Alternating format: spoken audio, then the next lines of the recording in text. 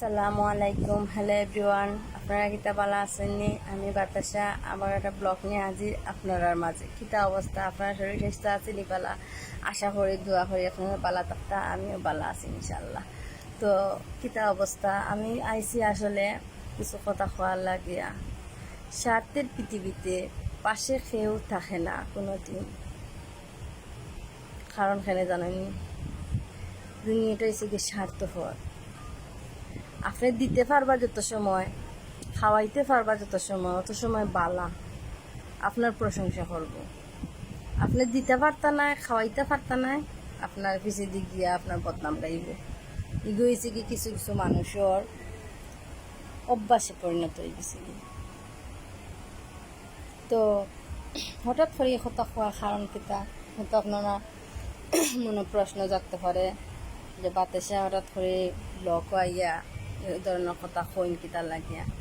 আসলে এই ধরনের কথা খোয়ার উদ্দেশ্য হয়েছে কি ওটাও আমি মানুষের লোক চলাফেরা করিয়া চিন্তা করিয়া দেখছি যে আসলে যারা স্বার্থ টুকায়, স্বার্থ যদি পায় তে আমার লগে চলে, আর স্বার্থ যদি পায় না তে আমার লগ ছাড়ি দে। আসলে মানুষ চিনা বড় দায়। জীবনেও কোনো দিন যে আপনার শত্রু একবার আপনার লাগে বেইমানি করছে, বাবা হেই আপনার শত্রু, এর কোনো সময় দ্বিতীয়বার সুযোগ দিবা না। একবার সুফর মারছে আর একবার সুফর মারতে আপনার সময় লাগতো না। কিন্তু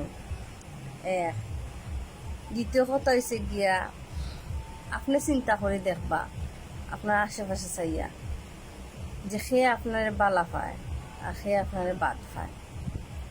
যদি দেখুন আপনার মনের লগে মিলছে আপনার সম্মান করে বালা পায়, তার লগে মিশবা। আর যদি দেখুন যে তার লগে হে হরি হরি থাকে, তার মানে বুঝবা যে হে আপনার সহ্য করতে পারে না, আপনার বালাইটা আপনার হে দেখতে পারে না, যার কারণে হে হরি হরি থাকে।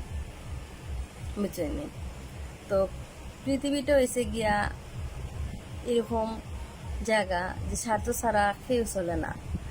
আইজ আপনার ঘরে আইব, বইব, খাইব, ঘুমাইব, দেখবানে যে বালা আপনি, আর আপনি খাওয়া বোয়ার সুযোগ দিতা না, খাওয়াইতা না, বইতা না, রোয়াইতা না, দেখবানে আপনারা কইব কিতা পিছে কি আপনার বদনাম গাইব, আপনি ওলা ওলা নলা নলা নলা। তো যাই হোক, সব কথা শেষ কথা হয়েছে গিয়া আপন মানুষে চিনতে হইলে, বুঝতে হইলে একটু সময় লাগে। সময় লাগাইয়াও চিনিয়ে নিবা যে সে আপন আর সে পর। আমি কত বিপদে পড়ি, মাঝে মধ্যে আমি অনেক বিপদে পড়ি, কিন্তু আমার পাশে আমার আত্মীয় স্বজন, বন্ধু বান্ধব খেউরে পাই না। ঘুরে ফিরিও খালি আমার জামাইরে পাই, ঘুরে ফিরিও খালি আমার জামাইরে পাই। হয়তো আপনারা কইতে পারেন যে আপনার জামাইরা তো প্রশংসা করার কি তার লাগে, কারণ বেচারার প্রশংসা যোগ্য, যার কারণে প্রশংসা করি। কারণ আমি চিন্তা করি দেখমু আগে যে আমি আমার বিপদ খেয়ে আমার পাশে দাঁড়াইছে, ইখান আগে দেখতে হইব। আমার খেয়ে সাহায্য করছে, আমি এখান দেখতে হইব। যে আমার বিপদ থাকবো, যে আমার পাশে থাকবো, এই আমার আপনজন। বন্ধু বান্ধব কিতা, আত্মীয় স্বজন কিতা, এটা যার যারই স্বার্থ লইয়া সবাই ব্যস্ত। সে ঘরে বালা পায় না, সময় দেয় না, তারা স্বার্থ নিয়েই তারা ব্যস্ত থাকে। আমার জামাইয়ের প্রশংসা করার উদ্দেশ্য হয়েছে গিয়া আমি যখনই যে বিপদও পড়ি না খানে, যে ধরনের বিপদও পড়ি না খানে, আমার জামাইয়ে ছায়ার মতো আমার সাহায্য করে, আমার ফাঁসে থাকে। ছায়া জেলা একটা মানুষের কাছ থেকে আর রইদ গেলে আলাদা হয় না, আমার জামাই হলে আমার কাছ থেকে আলাদা হয় না।